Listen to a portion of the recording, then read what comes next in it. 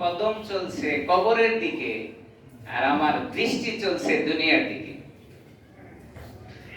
কবির ভাষায় কবি দুঃখ করে বলেন, আফসোস করে বলেন, হাসরত পরিতাপের বিষয় মনে করে বলেন, কদম সোয়ে বরকত, কদম সোয়ে বরকত, নজর সোয়ে দুনিয়া, कदम सोए बरकत नजर सोए दुनिया, कहा जा रही है किधर देखता रही हो। কবি আফসোস করে বলেন যে তোমার পা তো চলতেছে কবরের দিকে, কিন্তু তোমার দৃষ্টি কোন দিকে? তোমার তো তাকানো আর তোমার দৃষ্টিটা হলো দুনিয়ার দিকে। তুমি যে কোন দিকে হাঁটতেছো আর কোন দিকে দেখতেছো এই খবর তোমার কাছে নাই। দেখেন তো নিজেকে একটু মিলায় দেখি যে কবির কথার সাথে আমার বাস্তবতায় মিল হয় কিনা। কদম সোয়ে মারকাদ, কবি বলেন তোমার পা চলে কবরের দিকে। কদম সোয়ে মারকাদ নজর সোয়ে দুনিয়া, তোমার পাটা চলতেছে কবরের দিকে, কিন্তু তোমার দৃষ্টি দুনিয়ার দিকে কেন? কাহা যা রহি হ্যায় কিধর নজর রহি হো, তুমি কোন দিকে যাচ্ছ আর তোমার দৃষ্টি কোন দিক? আপনি দুনিয়ার রাস্তায় যদি হাঁটতে যান, তো রাস্তায় হাঁটতে গিয়ে যদি আপনি অন্য দিক তাকায় তাকায় হাঁটেন, কি হবে? বুঝি নাই। রাস্তায় হাঁটতে গিয়ে আপনি হাঁটছেন রাস্তা, কিন্তু তাকায় আছেন আর একদিক, অ্যাক্সিডেন্ট, দুর্ঘটনা, গাড়ি এসে আপনাকে ডলে দিবে, মেরে দিবে। কারণ আপনার হাঁটার গতি যেদিকে, আপনার নজর সেদিকে নেই, আর একদিক দেখতেছেন আর হাঁটতেছেন। আপনি রাস্তা চলতেছেন, 7 তলা 10 তলা বিল্ডিং দেখতেছেন, তো গাড়ি আপনারা তো ঠিকই মারবে। যদি তা না মারে, তো রাস্তার মধ্যে যদি কষ্টদায়ক কোনো বস্তু থাকে অথবা গর্ত থাকে, আপনি নির্ঘাত তাকায় আছেন আর একদিক, নির্ঘাত পড়ে যাবেন গর্তের ভিতরে। কদম সোয়ে মারকাদ নজর সোয়ে দুনিয়া, কাহা যা রহি হো কাহা হি নজর হ্যায়, তুমি কোথায় যাইতেছো আর তোমার দৃষ্টিটা কোন দিকে? তোমার পা চলে কবরের দিকে আর তুমি দৃষ্টি দিয়ে রাখছো দুনিয়ার দিকে। আহা, হাসরত, আফসোস, কয়দিন জন্য তোমার সময় কেউ বলতে পারবে? দুনিয়াটা কিরকম হয়ে আছে, পরিবেশটা কেমন হয়ে আছে? কবি বলেন, আপনি ভি খফা মুঝসে হ্যায় বেগানা বিনা খুশ, আপনি ভি খফা মুঝসে হ্যায় বেগানা বিনা খুশ, मैं जहर हलाइल को कभी कहना सिखा काद। কবি কিছু কথা এমন ভাবে লিখে গেছেন, যদি আমি একবার মিলাই বাস্তবতার সাথে, একদম 100% তারা গবেষণা করে রেখেছেন। কি বলেন? পুরো পরিবেশটা আমাকে খারাপ জানতেছে, আমার আত্মীয় স্বজন, আমার বন্ধু বান্ধব, পাড়া প্রতিবেশী সবাই আমারে খারাপ জানে। কেন? কবি বলে, আপনি ভি খফা মুঝসে বেগানা বিনা খুশ, যা আছে আমার আশেপাশে, আত্মীয় স্বজন, বন্ধু বান্ধব, পাড়া প্রতিবেশী, সবাই আমাকে খারাপ জানতেছে, ভালো জানতেছে না। কেন? মাই জাহারে হালাল কো কবি কানা সে কাকাত, কেন খারাপ জানে? বিষের বোতল রাখছে, বিষের বোতল, আমি এটাকে বিষের বোতলই বলতেছি, আমি এটা মধুর বোতল বলতে পারতেছি না। খেয়াল করব কবি কি বলে, বিষের বোতল রাখছে, পরিবেশ চাচ্ছে আমি বিষের বোতলটাকে মধুর বোতল বলি, কিন্তু আমি পারছি না, বিষের বোতলটাকে আমাকে বিষের বোতলই বলতে হচ্ছে। এটার নাম হক। বিষের বোতল তো আপনি বিষের বোতলই বলবেন, বিষের বোতল আবার মধুর বোতল হয় কেমনে? কবি আফসোস করে বলতেছেন, পুরো পরিবেশটা আমাকে খারাপ জানে, আত্মীয় স্বজন, বন্ধু বান্ধব সবাই আমাকে খারাপ জানে। কেন? मैं अपनी खफा मुझसे है बेगाना बिना खुश। সবাই আমার উপরে নারাজ, কারণটা কি? मैं जहरे हलाइल को कहा ना के सकाकत। বিষের বোতলটাকে আমি মধুর বোতল বলতে পারতেছি না। খুব ভালো করে দেখবেন, বর্তমান সময়টা হয়ে আছে বিষের বোতলকে আপনি মধুর বোতল বললে অনেক খুশি, কিন্তু বিষের বোতলকে আপনি বিষের বোতল বললে সমাজ আপনাকে কোনোভাবে অ্যাকসেপ্ট করবে কোনোভাবে। তাহলে আপনি আছেন কোথায়?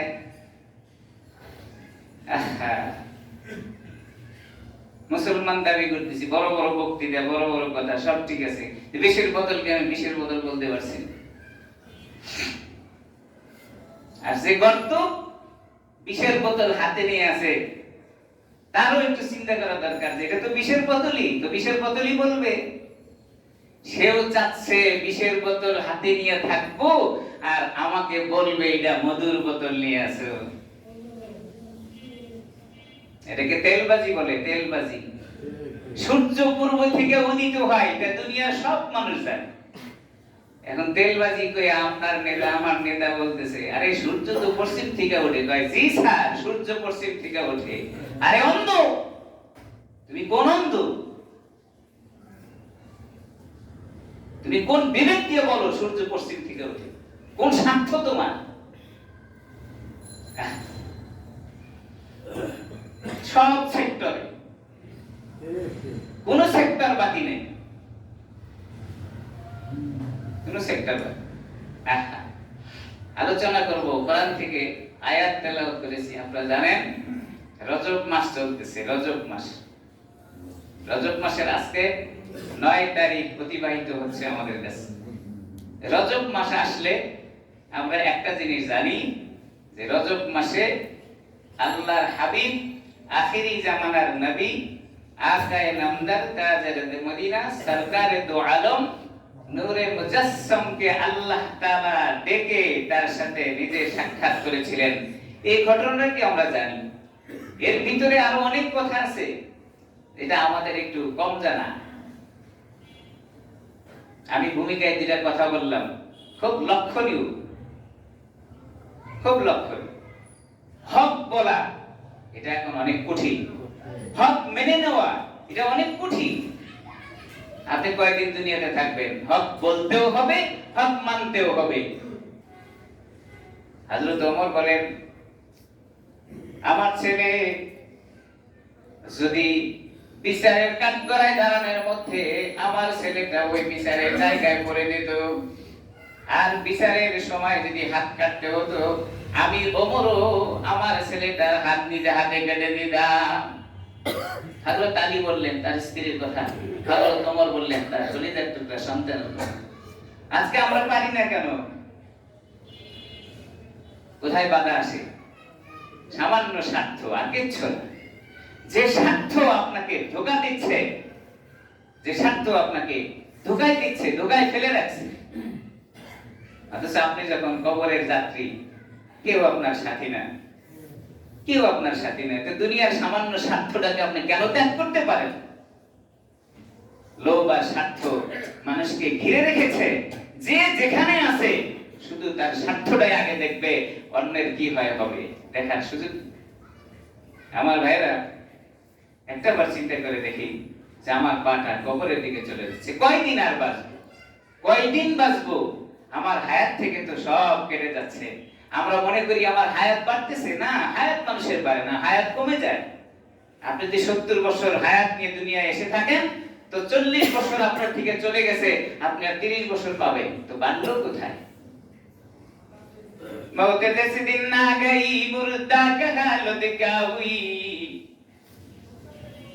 मौत जिस दिन ना गई मुर्दा का हालत क्या हुई, रूह तन से उड़ गई मुर्दा का हालत क्या हुई, रूह तन से उड़ गई मुर्दा का हालत क्या हुई। আপনার রূহটা যখন চলে যাবে কি হবে? আপনার কি হবে? কোথায় আছি আমরা, কোথায় বসবাস করি? দুঃখ করে বলতে হয়, পরিবেশের অবস্থা বললেই অনেকেই কষ্ট পায়, অনেকেই কষ্ট পায়। আমার ভাইরা, ওদিকে আর যাব না, শুধু একটু ধারণা দিলাম যে আমার পাটা কবরের দিকে যাচ্ছে, একটু সোজা হই। সোজা তো আমার হতেই হবে, দুনিয়ার সকল শক্তি এক জায়গায় জমা করলেও আমাকে যখন সোজা বানাবে আর আমি বাঁকা থাকতে পারবো না, সোজা হতেই হবে, সোজা না আর কোনো উপায় নেই।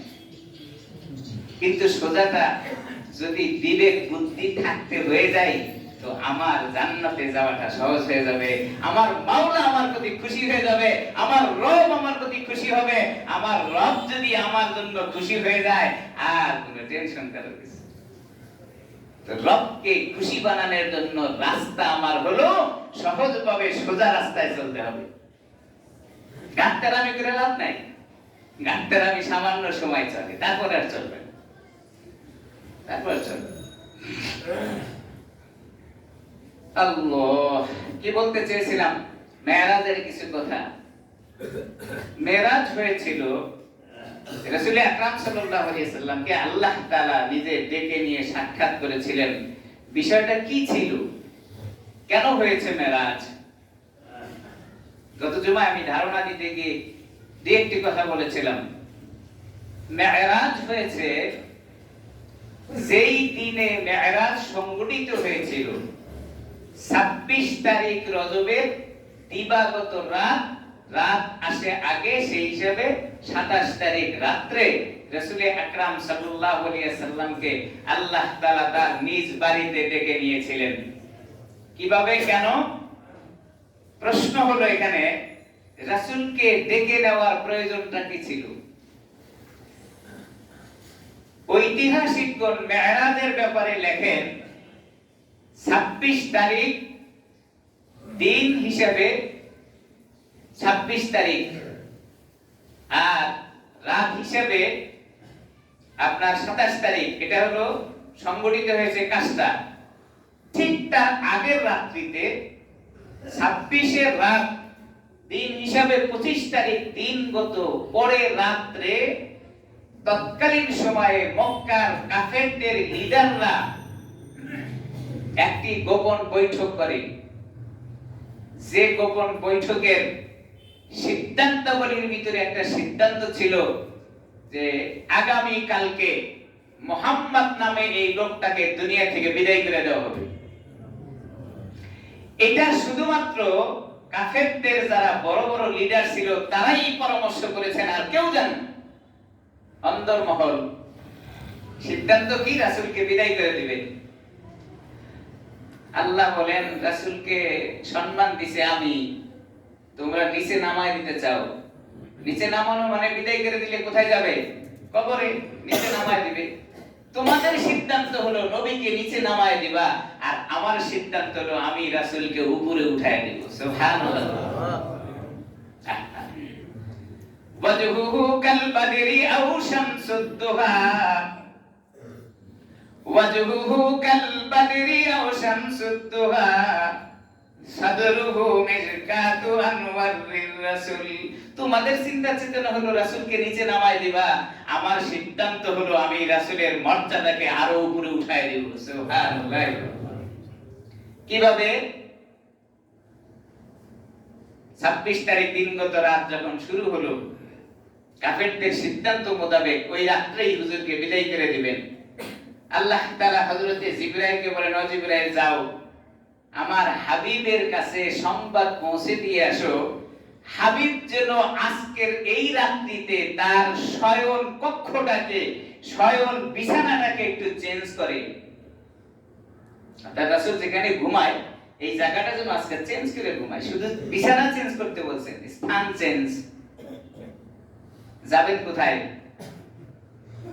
হযরত জিবরাইল বললেন, আল্লাহর হাবিব কোথায় বিছানা চেঞ্জ করবে? কোথায়?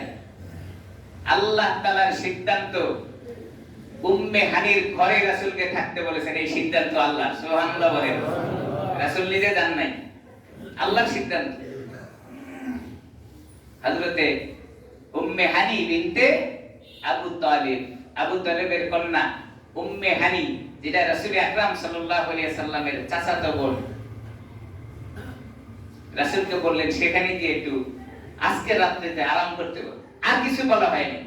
হযরত জিবরাইল এসে শোনায় দিলেন, হাবিব আপনার শয়ন কক্ষ বিছানা আজকে চেঞ্জ করেন, আপনি অন্য ঘরে ঘুমান। কোথায় ঘুমাবো? হযরত জিবরাইল শোনায় দিলেন উম্মে হানির ঘরে আপনি ঘুমান। প্রশ্ন আসতে পারে, এত লোকজন আত্মীয় স্বজন থাকতে উম্মে হানির ঘরে কেন ঘুমাইতে বললেন? কি বলেন, প্রশ্ন মাথায় ধরে না? আমি বললাম এই জন্য আপনাদের প্রশ্ন হয়, নাইলে খেয়াল নাই। অনেক মানুষ আছে, অনেক আত্মীয় স্বজন, উম্মে হানির ঘরে কেন? আল্লাহর হাবিবকে আল্লাহ তাআলা ভাইরাল করে দিয়েছেন। আল্লাহ তাআলা আল্লাহর হাবিবের সাথে উম্মে হানিকেও দুনিয়ার জীবনে ভাইরাল করে দেওয়ার জন্য রাসূলকে সিদ্ধান্ত দিয়েছেন তার ঘরে ঘুমানোর জন্য। একটা কারণ। দুই নাম্বার কারণ হলো, মক্কার আশেপাশে যেই জায়গায় হুজুর অবস্থান করতেন ওই জায়গায় উম্মে হানির ঘরের চেয়ে কাছের ঘর আর কারো ছিল না। কারণ এখানে মূল উদ্দেশ্য হলো আল্লাহ তাআলা উম্মে হানির ঘর থেকে উঠায় নিয়ে যাবেন। তো নিয়ে যাওয়ার পথটা হলো বাইতুল্লাহ দিয়ে নিয়ে যাবেন। তো বাইতুল্লাহর কাছে আর কারো ঘর ছিল না, একমাত্র উম্মে হানির ঘর বাইতুল্লাহ বা কাবা ঘরের কাছে ছিল। সেজন্য আল্লাহ রাসূলকে ওই উম্মে হানির ঘরে ঘুমাইতে বলছেন। তাফসীরের কিতাবে এইভাবে লেখা আছে। দুইটা কারণেই সহিহ। উম্মে হানির ঘরে রাসূল গিয়া ঘুমায় গেছেন। জিবরাইল আর কিছু বলেন। রাত যখন 12টা বাজে, গভীর অর্ধেক রাত, আল্লাহর হাবিব ঘুমায় গেছেন। এই সময় হযরতে জিবরাইল আর মিকাইল দুইজন এসে দরজার ভিতরে ঢোকা দেয় উম্মে হানির ঘরের দরজার সামনে। আল্লাহর হাবিব বলেন, এইমাত্র আমি উম্মে হানির ঘরে এসে ঘুমায় গেলাম, জিবরাইল আমার সঙ্গে কথা বলে গেলেন, আবার আমার দরজার ভিতরে লক করে কে আস্তে করে উঠে বললেন। দরজার কাছে গিয়ে আল্লাহর হাবিব বলেন, কে গো, দরজায় লক করো। হযরত জিবরাইল বলেন, আল্লাহর হাবিব আমি জিবরাইল, আমি আসছি আপনার সঙ্গে কথা বলার জন্য। হাবিব বলেন, কি ব্যাপার? এখনই তো তুমি আমারে রেখে গেলা, আবার এখন কেন, হঠাৎ কেন? হুজুর দরজা খোলেন। জিবরাইল যখন পরিচয় দিয়েছে তো দরজা খুলতে তো অসুবিধা, এইজন্য কেউ দরজায় লক করলে আগে জিজ্ঞেস করতে হয়, পরিচয় নিতে হয়। পরিচয় নেওয়া ছাড়া দরজা খোলা যায় না, বিপদ হতে পারে। আল্লাহর হাবিব শিক্ষা দিয়েছেন। জিবরাইলের পরিচয় দেওয়ার পরে হাবিব দরজা খুলেছেন, সালাম বিনিময় হয়েছে, কথা হয়েছে। জিবরাইল জিজ্ঞাসা করলেন, হাবিব জিজ্ঞাসা করলেন, জিবরাইল কেন এসেছো? হুজুর আপনাকে সব বিস্তারিত বলা হয় নাই, তবে আপনি আমাকে জানেন, আমি কোনো কাজ বা কোনো কথা নিজের থেকে বলি না যতক্ষণ না আল্লাহ আমাকে বলেন। জিবরাইলের কোনো কথাই নিজের না। এইজন্য মুফাসসিরিনে কেরামরা বলেন, রাসূলের কোনো কথাও নিজের নয় যতক্ষণ জিবরাইল না বলছেন, আর জিবরাইলের কথাও তার নিজের নয় যতক্ষণ আল্লাহ তাআলা না বলছেন। মুহাম্মদ হারগিজ না গুপ্তা তানা গুপ্তা জিবরাইল, মুহাম্মদ হারগিজ না গুপ্তা তানা গুপ্তা জিবরাইল, জিবরাইল হারগিজ না গুপ্তা তানা গুপ্তা কিরদাগে। জিবরাইল কখনো কোনো কথা রাসূলকে বলেন নাই যতক্ষণ না আল্লাহ তাআলা হযরতে জিবরাইলকে শোনাইছেন।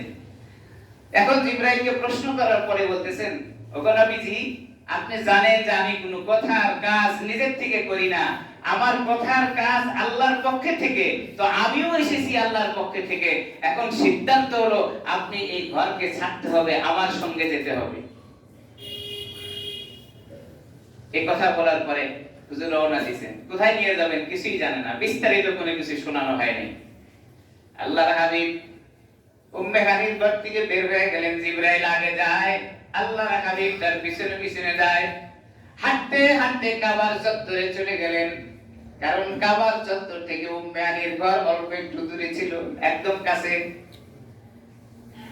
কাবার চত্বরে গিয়ে একটি পাশে আল্লাহর হাবিবকে দাঁড় করায় দিয়া হযরতে জিবরাইল বলেন, হুজুর একটু দাঁড়ান, অনেকগুলো কাজ আছে। হুজুর দাঁড়ায় গেলেন, দেখলেন যেই জায়গায় দাঁড় করানো আছে সেই জায়গায় একটি সুন্দর স্বর্ণের তস্তরি বা পানি রাখার পাত্র রাসূলের সামনে, স্বর্ণ দিয়ে কলসি বা পানি রাখার পাত্র, এই জায়গায় রাসূলকে দাঁড় করানো হলো। হযরতে জিবরাইল বললেন, হুজুর আপনাকে একটু শুইতে হবে। জিবরাইল যা বলেন হুজুর তাই করেন। শুইতে হবে কিভাবে শুবো? হযরতে জিবরাইল বলেন হুজুর চিত হয়ে শুইতে হবে, বুকটাকে উপর দিকে রাখতে হবে। আল্লাহ হাবিব শুয়ে পড়লেন। চিত হয়ে শুয়ে পড়ার পরে জিবরাইল তার শাহাদত আঙ্গুলটাকে গলার হালকুম থেকে নাভি পর্যন্ত দাগ টেনে দিলেন। মুফাসসিরে কেরামরা লেখেন হযরতে জিবরাইলের শাহাদত আঙ্গুলের দাগ টানাটাই ছিল সেই সময়ের জন্য অপারেশনের দাগ। হযরতে জিবরাইল একটু দাগ টেনে দিয়েছেন আর হুজুরের বুকটা চিরে গেছে। সুবহানাল্লাহ বলুন। কি অপারেশন! শুধু আঙ্গুলটা একটু এদিকে দাগ দিয়ে দিয়েছেন তো হুজুরের বক্ষ বিদীর্ণ হয়েছে। হুজুর আর কিছুই বলতে পারেন। তাকায় দেখলেন জিবরাইল হুজুর পাক সাল্লাল্লাহু আলাইহি ওয়াসাল্লামের বুক চিরার পরে ওই জায়গায় হাত ঢুকিয়ে দিয়ে যেটাকে হার্ট বলে, হার্ট, এই হার্টটাকে সেখান থেকে বের করে নিয়ে আসলেন। স্বর্ণের তস্তরির মধ্যে পানি, এই জায়গার ভিতরে হার্টটাকে খুব সুন্দর করে পরিষ্কার করলেন, ধুয়ে নিলেন। আবার ওই হার্টকে তার জায়গায় স্থাপন করে দিয়ে দুই পাশের দুই পাঁজরটাকে হযরত জিবরাইল চাপ দিলেন। চাপ দেওয়ার সঙ্গে সঙ্গে রাসূলের এই বিদর্ণ সিনাটা আবার জোড়া লেগে গেল। সুবহানাল্লাহ, সুবহানাল্লাহ। কসমেটিক সার্জারি, শিলাইও লাগে নাই, কিছু লাগে নাই। এই আসমানের নিচে জমিনের উপরে সর্বপ্রথম কসমেটিক সার্জারি হয়েছে জনাবে মুহাম্মদুর রাসূলুল্লাহ সাল্লাল্লাহু আলাইহি ওয়াসাল্লাম। কসমেটিক সার্জারি, হাতের আঙ্গুলের ইশারায় চিরে গেল আর চাপ দিল তো জোড়া লেগে গেল। সুবহানাল্লাহ। আল্লাহর হাবিবের হার্ট অপারেশন করে, ওপেন সার্জারি করে সেটাকে সুন্দর করে ধুয়ে তারপরে পরিষ্কার করে আবার স্থাপন করা হয়েছে। কেউ বলেছেন এই পানিটা ছিল জমজমের পানি, আর কেউ বলেছেন এটা ছিল হাসরের কবরের পরে হাসরের ময়দানে কিসের পানি যেন দিবে। হ্যাঁ, মতভেদ আছে। কেউ বলছেন এটা জমজমের পানি, আর কেউ বলেছেন এটা হাউজে কাউসারের পানি। মুফাসসিরে কেরামরা হাউজে কাউসারের পানিটাকে প্রাধান্য দিয়েছেন, কিন্তু দুইটাই হইতে পারে, দুইটাই সম্মানিত পানি। জমজমের পানির সম্মান আপনারা জানেন। হাজারো গবেষণা করে দেখা হয়েছে যে জমজমের পানি খাওয়ার পরে মানুষের রোগ ব্যাধি দূর হয়। সুবহানাল্লাহ। জমজমের পানি হাজার ব্যারেল পানির ভিতরে মিশাইলেও জমজমের পানির কোনো পরিবর্তন হয় না। সুবহানাল্লাহ। এজন্য হাজী সাহেবরা অল্প কিছু পানি নিয়ে এসে এটা মিক্স করে বিভিন্ন ভাবে দেয়। তো আমার মনে কষ্ট হয়, আরে একটু জমজমের অরিজিনাল পানি খাইতেছিলাম, এটা মিক্স করে দিল কেন? মিক্স করে দেওয়ার পরেও কোনো পরিবর্তন নাই। অরিজিনাল পানিও যেমন, আর এক পানির ভিতরে জমজমের পানি মিশাইলেও তেমনই থাকে। সুবহানাল্লাহ।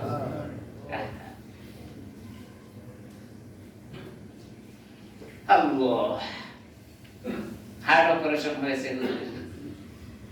এখন আমাদের দেশে তো হার্ট অপারেশনের যে কত কিছু, কিন্তু এরকম না।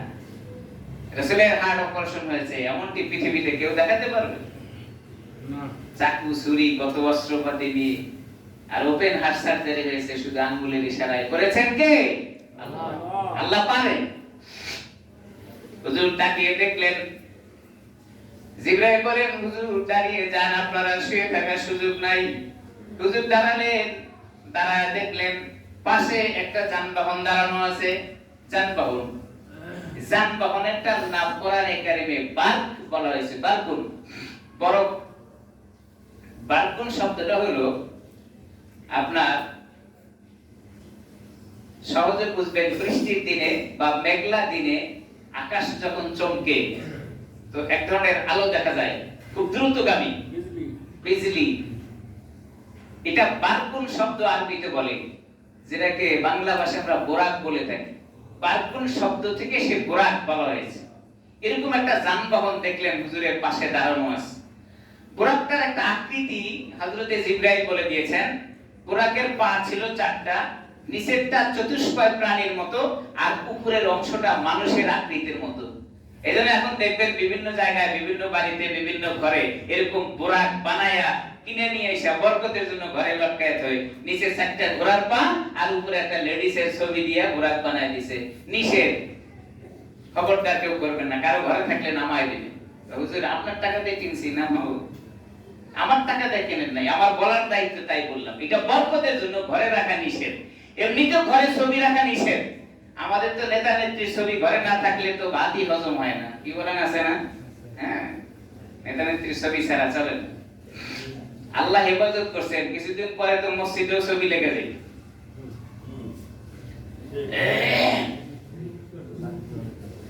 আবার কানা ঘুষা করেন না যে হুজুর আবার কোনটা তুলি ফাঁকে ফুঁকে দিয়ে তার মুখে আসলে এটা তো আসলে ব্রেক করার কিছু নাই, হয়ে যেত। এই জন্য ছবি করে লটকাবেন না। ছবি করে লটকাইলে রহমতের ফেরেশতা কি করে না, প্রবেশ করে না। তো আপনি ঘরে নামাজ পড়েন, কোরআন শরীফ তেলাওয়াত করেন, তো বরকতের জন্য আপনি লাগাইলেন, তো ফেরেশতা না আসলে বরকত দিবে কে আর নেবে কে? কারো ছবি করে লটকাবেন, নিজের ছবিও লটকায় রাখবেন না। বরকতের জন্য বোরাকের ছবি তো লাগাবেনই না। নেতা নেত্রীর ছবিটাকে আপনি ঘরে লাগায়েন না, গুনাহ গুনাহ গুনাহ লাগাবেন। এখন হুজুরকে নির্দেশ করলেন হযরত জিবরাইল, হুজুর আপনার জন্য এই যান পাগল, এটার উপরে আপনি সোয়ার পান। এবার হুজুরে এই ঘোড়াটার উপরে, ঘোড়াটার উপরে সোয়ার হবে, তো ঘোড়ার কাছে যখন হুজুর গেছেন, এটা একটু সিট বিট করতেছেন, বেশি লড়াচড়া করতেছেন, হুজুরকে উঠতে দিচ্ছেন। হযরত জিবরাইল দেখলেন যে এই যানবাহন সাওয়ারি লড়াচড়া করে, উঠতে দেয় না। হযরত জিবরাইল ধমক দিবেন, তাফসীরে কিতাবে আসছে জিবরাইল ধমক দিবেন, আয় কোরআন, তুমি কি জানো কাকে তুমি সওয়ারি বানাচ্ছো, কাকে তুমি পিঠে নিচ্ছ? তুমি জানো যিনি সমস্ত নবীদের নবী, যিনি সমস্ত রাসূলদের রাসূল, যিনি আকায়ে নামদার, যিনি তাজদারে মদিনা, যিনি সরকারে দো আলম, তুমি বুঝতে পারতেছো না? জিবরাইল ধমক দেওয়ার পরে এবার ঘোড়া থেমে গেছে, চুপ হয়েছে। এখন হুজুর উপরে উঠবেন, বোরাক কথা বলতেছেন, ওকে জিবরাইল, আমি যে লড়াচড়া করলাম এটা আসলে হুজুরের সাথে বেয়াদবির জন্য নয়, এটা হুজুরের সাথে বেয়াদবি করার জন্য নয়। হুজুরকে আমি চিনতে ভুল করি নাই, আমি হুজুরকে চিনি, আমি সোয়ারি হিসাবে তাকে নিতে চাচ্ছি না। কেন? আমার অন্তরের ভিতরে একটা কথা চলে আসছে, সেটা হলো আল্লাহ রাসূলকে আল্লাহ তাআলা কোরআন শরীফ দিয়েছিলেন। কোরআন শরীফ আল্লাহ তাআলার পক্ষ থেকে নাযিলকৃত এই কোরআন তার সিনার ভিতরে আছে। সেই কোরআনে কারীমকে আল্লাহ তাআলা দুনিয়ার সমস্ত মাখলুকের কাছে অর্পণ করতে চেয়েছিলেন, কেউ রাজি হয় নাই, কেউ রাজি হয় নাই। শেষ পর্যায়ে মানুষেরা এই কোরআন শরীফ বহন করার জন্য রাজি হয়েছে। সেই কোরআনে কারীম তো রাসূলের সিনার ভিতরে কত ওজন!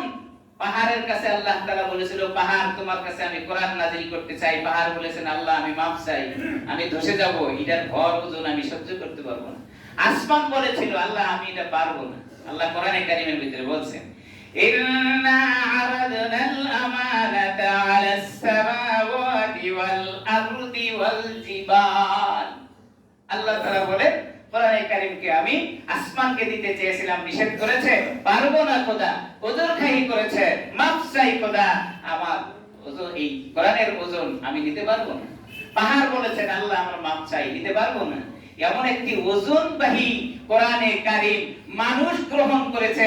সেই কোরআনে কারীম রাসূলের সিনার ভিতরে, রাসূলুল্লাহ জানি কত ওজনের কোরআন শরীফ তো তার কাছে আছে। এই ভয়ে আমি লড়াচড়া করতেছিলাম যে রাসূল আমার উপরে না ওঠে, বেয়াদবির জন্য না। চিন্তা করেছেন, এটা যানবাহন বোরাক রাসূলকে চিনেছেন, কিন্তু আমরা চিনি নাই। আমরা চিনি, যদি বলেন চিনি তো হুজুর, নামাজ পড়ি, রোজা রাখি, আপনি যে রাসূলের উম্মত এটা তো পরিচয় আপনার কাছে নাই। বাহ্যিক দৃষ্টির একটা পরিচয়, সেটাও আপনার কাছে নাই। আপনি কি করে রাসূলকে মহব্বত করেন? ভালোবাসা, মহব্বত কোথায়? এজন্য বলেছিলাম রাসূলকে মহব্বত করেছিল আবু জাহেল, আবু লাহাব, আর রাসূলকে মহব্বত করেছিল হযরত আবু বকর সিদ্দিক। রাসূলকে মহব্বত করে আবু বকরের জন্য জান্নাতের ঘোষণা আসছে, আর রাসূলকে মহব্বত করে দুনিয়ার জীবনে জাহান্নামের ঘোষণা আসছে। মহব্বতের মধ্যে পার্থক্য আছে। আপনি ভালোবাসেন কিন্তু আপনি পালন করতে পারতেছেন না, তো এটাকে ভালোবাসা বলে না। ভালোবাসা মানেই হলো অনুসরণ করতে হবে। আপনি অনুসরণ করেন নাই, তো আপনার ভালোবাসা কি? আমার মনে হয়েছে ছোট্ট একটা কিসসা বলতে হয়, ঘটনা। আবার এক উস্তাদ বলতেছিলেন যে আমার এক বন্ধু এই পরিচয় বন্ধু, সে দেশের বাইরে থাকে। এখন আমাকে সে ফোন করে বলছে যে হুজুর আমি আপনার সাথে মোলাকাত করব এবং আপনার জন্য কি কি হাদিয়া নিয়ে আসবো আপনি বলতে থাকেন। তো বলছেন আমার কিছুই লাগবে না, আপনি আসেন আমাদের দেশে, দেশে আসলে দেখা হবে, সাক্ষাৎ হবে। তো হুজুর গল্প শোনাইতেছিলেন। তো উনি দেশের বাইরে থেকে আসার সময় হুজুরের জন্য যত কিছু আছে সব প্রকারের জিনিস হাদিয়া নিয়ে আসছে। তো ফোনে তাকে বলতেছিল হুজুর আমার খুব ইচ্ছে হয় যে আপনার জন্য একটা ফোন নিয়ে যাব, আপনি এটা দেখবেন, কোরআন শরীফ দেখবেন, বিভিন্ন ওয়াজ দোয়া দেখবেন। তো এটা মোবাইলও নিয়ে আসছে। তার খুব মহব্বত করে, খুব ভালোবাসে। তো আসছে, দেশে আসার পরে ফোন দিছে হুজুর কোথায়, আপনার সাথে আমি দেখা করব। তো হুজুরের ধারণা হলো সে যেহেতু আমাকে অনেক ভালোবাসে অবশ্যই আমার মতোই হবে। তো ফোন রিসিভ করেছে, এবার সাক্ষাৎ হয়েছে। সাক্ষাৎ হওয়ার পরে দেখতেছে হুজুর কেমন, আর সাক্ষাৎ যে করছে মিলাইতে পারতেছে না। কি ব্যাপার, আমাকে মহব্বত করে কিন্তু আমার সাথে তো তার কোনো মিল নাই। এখন হুজুর চলেন যাই, একটু আপ্যায়ন নাস্তা পানি হোটেলে বসে, বসার পরে গল্প হচ্ছে। তো হুজুর একবার তার মাথার দিকে তাকায়, আবার পায়ের দিকে তাকায়, একবার মাথার দিকে তাকায়, আবার পায়ের দিকে তাকায়। তো বলতেছে যে ভাই আপনি তো আমাকে মহব্বত করেন কিন্তু আমি মিলাতে পারতেছি না। তো বলছে হুজুর বলেন কি, আপনাকে আমি এত মহব্বত করি, আমার জীবনটা যদি দিয়ে দিতে বলেন আমি দিতে রাজি আছি, এত ভালোবাসি আমি, এত মহব্বত করি। তো হুজুর চিন্তা করতেছে এত ভালোবাসার মানুষ কিন্তু আমার সাথে তার মিল নাই কেন। তো বারবার যখন একবার মাথার দিকে তাকায় আবার পায়ের দিকে তাকায়, এই লোক বুঝে ফেলছে যে হুজুর আসলে কি বলতে যাচ্ছে। তো বলছে হুজুর কোনো অসুবিধা নাই, আমি ইনশাআল্লাহ দাড়িও রেখে দেব, পাঞ্জাবিও পরবো, টুপিও পরবো, সব ঠিক হয়ে যাবে। হুজুর বলতেছিলেন যে সে আমাকে ভালোবাসে, সে আমাকে মহব্বত করে কিন্তু সে আমাকে অনুসরণ করে। সে আমাকে কি করে নাই, অনুসরণ করে নাই। হুজুরকে ভালোবাসে কিন্তু হুজুরকে অনুসরণ করে নাই। অনুসরণ मौत जैसे दिन आ गई मुर्दा का हालत क्या हुई, मौत जैसे दिन आ गई मुर्दा का हालत क्या हुई, रूह तन से उड़ गई मुर्दा का हालत क्या हुई। मोहब्बत का जी विषय है बयान करना नामुमकिन, मोहब्बत का जी विषय है बयान करना नामुमकिन, ना मरता है ना जीता है अजीब हालत हमारी। मोहब्बत একটা আলাদা জিনিস, এটা বুঝানোর কিছু নাই, এটা বুঝে নিতে হয়। ये समझने की बात है, समझने की बात नहीं। আবার বলেন না যে হুজুর পাকিস্তান থেকে আসছে, মুশকিল তো, কোনোটাই বলা যায় না। ভালোবাসা তাহলে কি এটা বুঝানোর জিনিস, কাউকে বুঝাইতে পারবে, এটা বুঝার জিনিস, নিজে নিজে বুঝতে হয়। আমার ভাইরা, তো জিবরাইল এবার নির্দেশ করলেন বুরাককে। তো বুরাকের উপরে হুজুর সওয়ার হইলেন। হুজুরকে বুরাক এক টানে নিয়ে গেলেন বাইতুল মুকাদ্দাসে। বাইতুল মুকাদ্দাস না কোথায়, জেরুজালেম। যে বাইতুল মুকাদ্দাস আজকে দখল করার জন্য কত চেষ্টা চলতেছে, হাজার হাজার মানুষদেরকে, মা বোনদেরকে, শিশুদেরকে সব দুনিয়া থেকে বিদায় করে দিচ্ছে। আমার ভাইরা, বাইতুল মুকাদ্দাস মসজিদটা এটা আল্লাহ তাআলার হুকুমে হযরতে সুলাইমান আলাইহিস সালাম তৈরি করেছিলেন। বিশাল বড় আকৃতির মসজিদ। প্রশ্ন আসতে পারে যে হুজুরকে নিয়ে যাবেন আল্লাহ তাআলার বাড়িতে বা আল্লাহর দরবারে, তো উম্মে হানির ঘর থেকে বাইতুল্লাহতে নিয়ে আসেন, বুরাককে নির্দেশ দিলেই তো উপর দিকে নিয়ে যাইতো, বাইতুল মুকাদ্দাসে নিয়ে যাওয়ার দরকার কি? প্রশ্ন আসে না? বাইতুল মুকাদ্দাসে না নিলেই তো হতো, মক্কা থেকে কাবাঘর থেকে উপরে উঠাই নিলেই হয়ে যেত। দুইটা কথা। এক নম্বর কথা হলো, আপনারা জানেন 90 দশকে বা 80 দশকের দিকে যারা হজ বা উমরা করেছেন, কাবাঘরটা হলো চতুর্পাশে পাহাড়ের পাদদেশে নিচে, চতুর্দিকে হলো পাহাড় উঁচু, আর কাবাঘরটা হলো নিচু, নিচু জায়গায় হলো কাবাঘর। এটা একটা সিস্টেম। দুই নম্বর সিস্টেম হলো যে কাবাঘরের সাইডে যে জায়গাটা ছিল, এই জায়গাটা খুব অল্প পরিসরে ছিল। এখন তো পাহাড় কেটে ঘর দরজা তৈরি করে প্রসার করা হয়েছে, তৎকালীন সময়ে জায়গা ছিল অল্প। আল্লাহ রাসূলকে এই জন্য বড় আকারের জায়গায় নিয়ে যাবেন, সেই জন্য বাইতুল্লাহ থেকে বাইতুল মাকদাস মসজিদে আকসাতে নিয়েছেন। দুই নাম্বার কাজ হলো যে বাইতুল মুকাদ্দাসে ১.৫ লক্ষ নবীকে আল্লাহ তাআলা দাঁড় করে রেখেছিলেন। তৎকালীন সময়ে ৮০ দশক বা ৯০ দশকে কাবা চত্বরে 1.25 লক্ষ মানুষ দাঁড়ানোর মতো জায়গা ছিল না, অ্যাকোমোডেশন হবে না। এইজন্য আল্লাহ তাআলা বাইতুল মুকাদ্দাসে 1.25 লক্ষ নবীদেরকে দাঁড় করায়া আল্লাহর হাবিবকে সেখানে নিয়ে গেছেন। কেন? 1.25 লক্ষ নবীর ইমামতি করবেন আল্লাহর হাবিব, সেইজন্য বাইতুল মুকাদ্দাসে গেছেন। বোরাক থেকে নেমেছেন, জিবরাইল আগে আগে যায়, হুজুর পিছনে পিছনে যায়, গিয়ে দেখলেন বাইতুল মুকাদ্দাসের দরজা খোলা। কিন্তু এত গভীর রাত, বাইতুল মুকাদ্দাসের দরজা খোলা কেন? লম্বা ছিল ঘটনা, এদিকে যাওয়ার সময় হবে না। বাইতুল মুকাদ্দাসের ভিতরে ঢুকে গেলেন, ঢোকার পরে দেখতেছেন অসংখ্য মানুষ, পুরো মসজিদটাকে ভরে দিয়েছেন মানুষ দিয়া। নবী ডাকতে বলেন, জিবরাইল এত গভীর রজনীতে তুমি আমারে নিয়ে আসছো, আমি তো ভেবেছিলাম আমি একাই সফর করি, বাইতুল মুকাদ্দাসে এই গভীর রজনীতে এত মানুষ কেন? জিবরাইল বলেন, হুজুর এরা অন্য মানুষ না, এরা আপনার পূর্ববর্তী 1.25 লক্ষ নবীরা এখানে দাঁড়ানো আছে। সুবহানাল্লাহ। কারা? 1.25 লক্ষ নবীরা দাঁড়ায় আছেন সেখানে। হযরত জিবরাইল বলেন, হুজুর 1.25 লক্ষ নবী দাঁড়ায় আছেন, এরা সবাই আপনার মুক্তাদি। বাইতুল মুকাদ্দাসের সামনে তাকায় দেখেন একটা জায়নামাজ মুসল্লা বিছানো আছে, এটা খালি। হুজুর চিন্তা করতেছেন কি ব্যাপার, 1.25 লক্ষ নবীরা দাঁড়ায় আছেন, কাতারের পাশে গিয়ে নবী দাঁড়ায় গেছেন। হযরত জিবরাইল বলেন, হুজুর এই কাতারে দাঁড়ানোর জন্য আল্লাহ আপনাকে এখানে নিয়ে আসে নাই, ওই যে ফাঁকা জায়গায় মুসল্লা দেখতেছেন আপনি সেখানে দাঁড়াবেন। সুবহানাল্লাহ বলেন। তার মানে 1.25 লক্ষ নবীদের ইমামতি করবেন আল্লাহর হাবিব, এইজন্য সেখানে নিয়েছেন, ইমামতি করবেন। 1.25 লক্ষ নবীদের ইমাম ছিলেন আল্লাহর রাসূল, সেদিন আল্লাহ তাআলা প্রমাণ করে দিয়েছেন। এখন আপনাদের প্রশ্ন আসতে পারে যে ইমামতি হুজুরকে দিয়ে করানোর দরকারটা কি ছিল? অন্যরাও তো করতে পারতেন। হুজুর যে ইমামদেরও ইমাম, ইমামের মর্যাদা যে বেশি, এটা প্রমাণ করার জন্য নবীদের ইমাম বানায় দিয়েছেন আল্লাহর হাবিবকে। সুবহানাল্লাহ। নবীদের ইমাম বানায় দিয়েছেন, নবীদের ইমাম বানায় দিয়েছেন। বোঝা গেল যে ইমামের মর্যাদা সবচেয়ে বেশি। আসমানের নিচে জমিনের উপরে সবচেয়ে দামি মানুষ, সম্মানী মানুষ হলো যারা ইমাম আর যারা খতিব। এটা আল্লাহ তাআলা নবীর মাধ্যমে দেখাই দিয়েছেন। এখন আমাদের দেশের ইমাম আর খতিবদের হালত কি? ছাগল রাখার চাকর। আমাদের দেশের খতিবদের হালত কি? ছাগল রাখার চাকর। অথচ ইমামের মর্যাদা আল্লাহ তাআলা সবচেয়ে বেশি দিয়েছেন। এইজন্য আখিরি জামানার নবীকে নবীদের ইমাম বানায়া 2 রাকাত নামাজ আদায় করে দেখাইছেন। ইমামের সম্মান এত বেশি। ইমামের সাথে খারাপ কাজ করেন না, ইমামের সাথে খারাপ ব্যবহার করেন না, ইমামের সাথে কড়া কথাই বলেন না, কড়া কথায় কথা বলেন না।